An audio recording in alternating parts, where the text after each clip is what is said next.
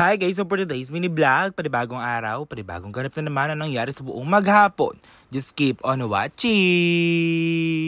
So ayun guys, nasira nga yung motor ko at ay, di ko siya alam kung nasira or ano. Kasi di ba yun ko to? Di ba dapat gagana na yan pag ginaganon eh? Ayaw! Di ko alam kung ano nangyari, feel ko nalobat yung battery. Tapos, nawala din yung busina niya, naka-on yan ha. Nawala yung busina, nawala yung plaster. Kasi eto, first sahod ko, pinambili ko ng motor. Tapos ang kailangan gagawin namin, napaka-hassle.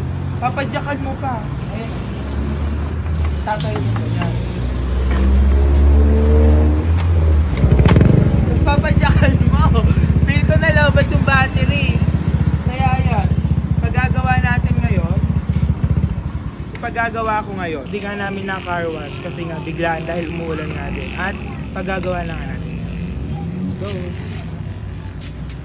At inantay nga namin yung manggagawa nga mga gar. Kaya ayan nga, bigla na lang talagang umulan. Napaka-cuddle weather naman ngayon talaga for today's video. Bigla na nga lang talagang umulan at di nga namin talaga alam kung makakauwi nga kaming tuyo dito. Pili ko nga talaga mga gar, basa-basa na nga kaming uuwi. Ay ayun nga, dumating na nga din dito yung manggagawa. Si Kuya Ivan nga pala, pinapalit ako na nga din ng battery para hindi na nga talaga malawbat pa matagalan na nga din. Pati si Kuya, basang-basa na nga din dito habang ginagawa nga dito yung motor ko nga mga gar. Kaya ayan nga, ayun nga yung gagawin nga pala dito mga gar, aalisin nga yung battery at papalitan nga ng bago at magpapa-change oil na nga din ako. Hindi ko nga talaga alam mga gar kung anong langis yan, hindi yan sponsored. Ano naman kasi mga gar, napakatagal ko na nga bago nga gamitin tong motor na to dahil nangihiram nga ako kay Kuya nung nakaraang buwan. At sa ngayon, mapapalitan na nga yung langis ng aking motor at ayan nga yung battery, papalitan na nga siya ng bago. At sa mga nagtatanong kung bakit hindi ko pa nilelet go yung motor na to, unang sahod ko nga kasi itong mga gar, kaya ayan nga talaga, stay strong sa akin dahil unang pundar ko din to. Ay pangalawa, noong una pala nagpa-renovate ako ng bahay namin at eto naman na pala next, bumili na din ako ng motor. Paano naman kasi mga gar, sobrang hassle nga yung pinapadyakan pa. Gusto ko yung papaandarin na lang talaga agad. Ayun nga, inaayos na nga din dito yung motor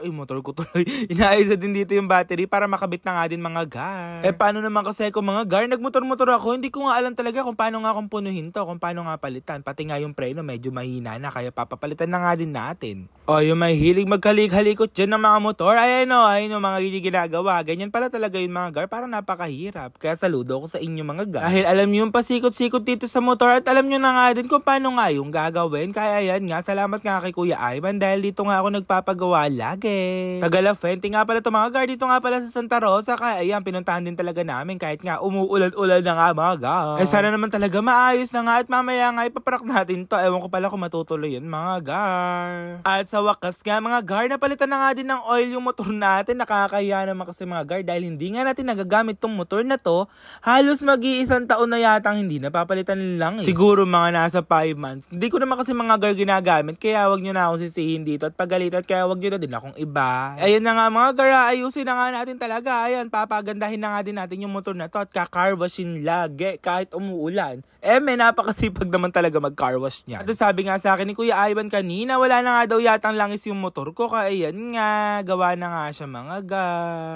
Yung preno pala mahina, kaya ayan nga, nilakasan nga ni Kuya. Mga gar, para nga maging ride safe na nga din talaga tayo dito. Pero ayan nga, sana nga mapalitan na nga din to mga gar. Kung magkakaroon talaga tayo ng blessing. Kasi masyadong maliit na nga din para sa akin yung Mio na to. Pero ayos lang naman yung kailangan nga din natin magtipid. Hanggat umaandar tong Mio na to, go pa din. Go na go. Yung mag-i-sponsor dyan, baka naman, pang ayos lang ng motor. Pero baka naman din talaga. Kaya ayun nga, naayos na nga yung motor na nila. Umaandar na nga din. Ayun nga, tignan nyo na nga mga gar, tinetesting na nga ni Kuya Ivan. Salamat nga pala kay Kuya Ivan. So ayun guys, kanina diba dipadyak siya. Ngayon, pag inan siya, gumagana na. Tapos may plaster na din yan. Tapos may busina na. Ay, dito alam busina Kuya. Dito pala yun. Joke ko lang. Ay. Pernang paano? Ayan guys, gawa na. Kaya salamat pala kay Kuya Ivan. Ayan. Dito na din kayo magpagawa sa saan to Kuya? Sa Barangay Isla. Barangay Isla daw sa looban. Sana nga nag-enjoy kayo. Yun lang guys. Thank you for watching.